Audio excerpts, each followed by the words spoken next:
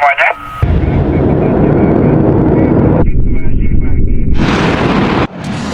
வணக்கம். இன்றைய காவல் விரைவு செய்தி. சிவகங்கை மாவட்ட காவல்துறை சிவகங்கை மாவட்ட சரித்திர பதிவேடு. குற்றவாளிகள் இருவருக்கு தண்டனை தீர்ப்பளிக்கப்பட்டது தொடர்பாக சிவகங்கை மாவட்டம் காரைக்குடி உட்கோட்டம் காரைக்குடி தெற்கு காவல் நிலைய எல்லைக்குட்பட்ட பாப்பா ஊரணியில் கடந்த 19/8/2020 இந்திரா என்பவரிடம் தங்க நகை பறித்து சென்றது தொடர்பாக காரைக்குடி தெற்கு காவல் நிலைய குற்ற எண் 49/20 படி சிவகங்கை நகர் வாணியங்குடியைச் சேர்ந்த சங்கர் என்ற குட்டை சங்கர் மற்றும் பைரம்பட்டியை சேர்ந்த ராஜ்குமார் ஆகியோர் மீது வழக்கு பதிவு செய்யப்பட்டு நீதிமன்ற காவலுக்கு அனுப்பப்பட்டனர். இந்நிலையில் இவ்வழக்கானது காரைக்குடி குற்றவியல் நீதித்துறை நடுவர் அவர்களால் விசாரணை செய்யப்பட்டு வந்தது. 15/12/2025 அன்று இவ்வழக்கின் இறுதி விசாரணை முடிந்து எதிரிகளான சங்கர் என்ற குட்டை சங்கர் மற்றும் ராஜ்குமார் ஆகியோருக்கு காரைக்குடி குற்றவியல் நீதித்துறை நடுவர் அவர்கள் 3 வருடம் கடுங்காவல் சிறை தண்டனை மற்றும் ரூபாய் 5000 அபராதமும் விதித்து தீர்ப்பளித்தார்கள். மேலும்